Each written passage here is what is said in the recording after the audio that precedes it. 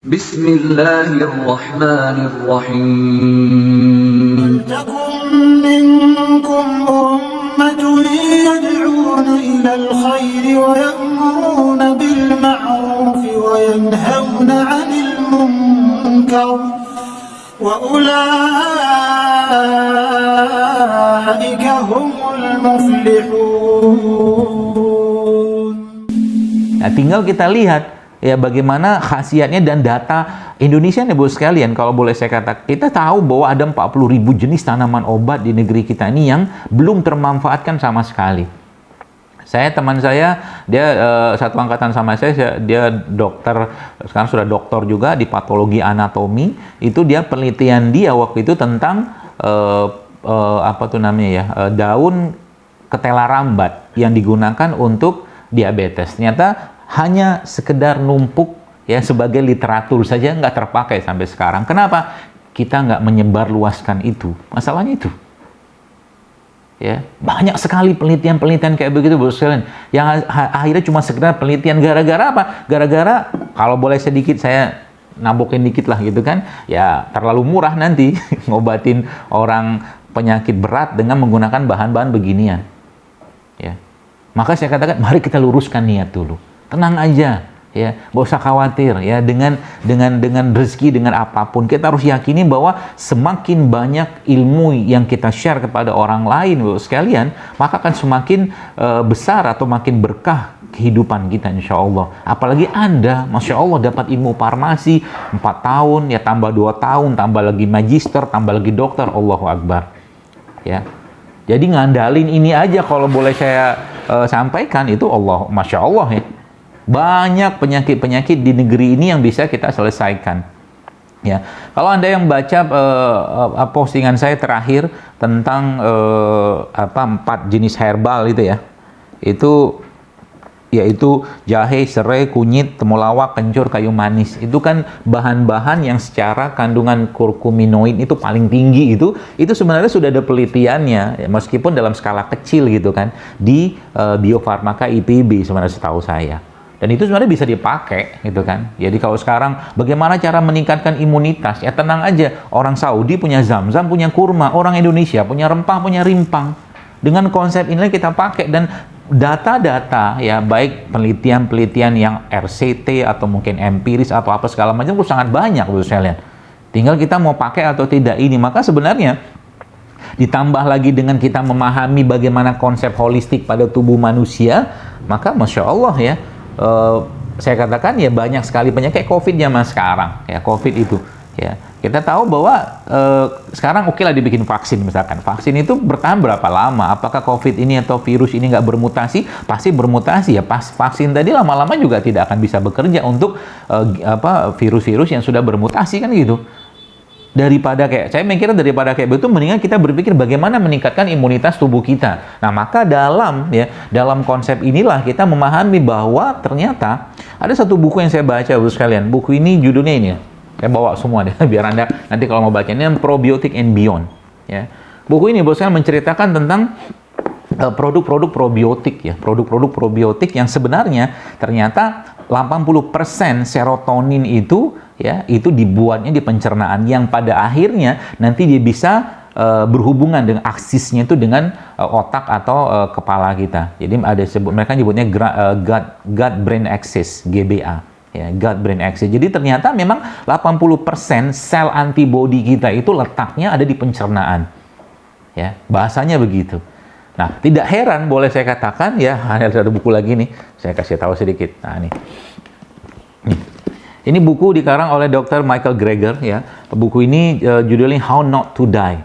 Ya, dia sebut sini Discover the Food Scientifically Proven to Prevent and Reverse Disease. Jadi dia benar-benar mengandalkan makanan ya, makanan-makanan yang memang berkhasiat, dan diceritakan semua ya di dalam buku ini. Kalau Anda mungkin kalau PDF-nya mungkin bisa dibeli itu.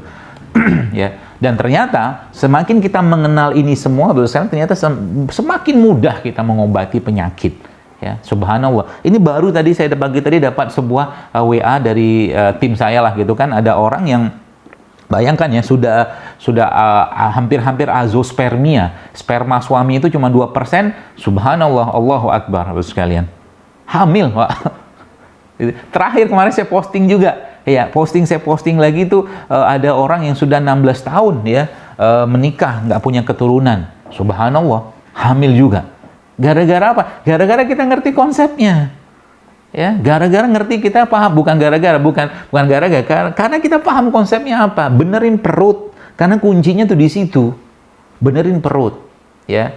Jangan dikit-dikit katakanlah perut itu diracunin, ya dikasih bahan-bahan yang terlalu berlebihan. Antibiotik boleh aja, tapi nggak terus-terusan.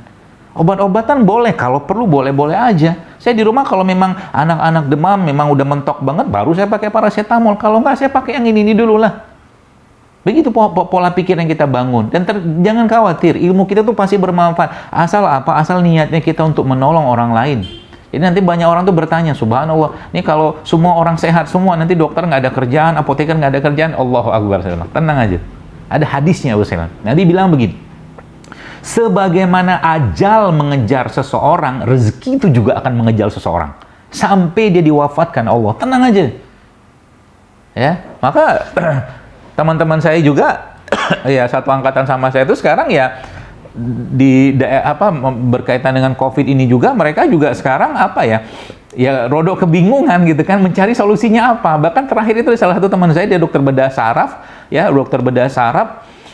di salah satu rumah sakit ya di Jakarta lah gitu kan, itu kena juga positif. Nah, akhirnya saya bilang begini, minumnya begini, misalnya subhanallah, ya biiznillah akhirnya dia sembuh. Kemarin juga di Solo, waktu Solo lagi meledak tuh COVID-nya gitu kan kemarin kan, itu teman saya juga di sana nelpon saya, Jaidul ini apa nih sarannya gini, saya bilang minum segala macem gitu kan.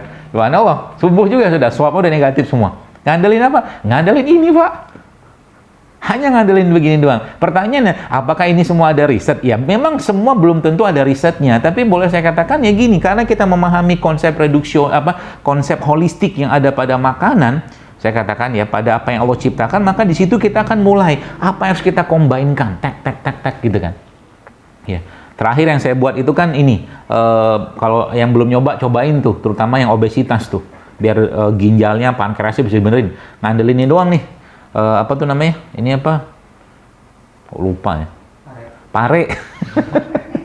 Saking semangatnya jadi lupa saya. Nah, ini kan pare nih, pare muda Anda ambil, potong dikit, tek tiga slice gitu kan, campurkan serai sedikit. Nah, serai nih bos kalian, sebelum kita cerita tadi, ini banyak saya pakai di kasus-kasus autoimun. Ya, kasus-kasus autoimun saya banyak sekali pakai serai ini, ya. Dan hasilnya memang masya Allah ya, ada ibu-ibu yang pernah lapor ke saya itu dia sudah 5 tahun itu pakai steroid gitu kan. Ternyata saya bilang puasa, kenapa puasa? Karena puasa itu bentuk detoksifikasi paling baik buat tubuh kita, dan bacalah risetnya, sudah ada semua. Nah, makanya satu buku lagi nih saya ceritain. Nih, bukunya Bos Sailan judulnya The Longevity Solution, ya. Buku ini dikarang oleh 2 dokter di Amerika, Dr. James Dinick sama Dr. Jason Fung. Versi Indonesianya ini kalau mau cari. Ini Pak Bu, buku yang buat saya tuh kagum luar biasa. Kenapa kagum? Oh, ternyata penyakit degeneratif itu, khususnya diabetes ya, dia fokusnya ke diabetes, itu ternyata terapinya pakai puasa.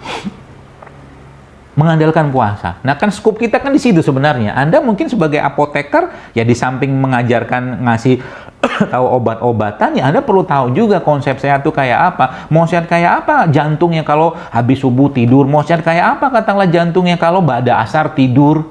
Nggak ada sehatnya kayak begitu. Makanya kalau pernah mendengar ada nama Dr. Hiromi Shinya, dia menyebutkan dalam buku dia itu, dia katakan bahwa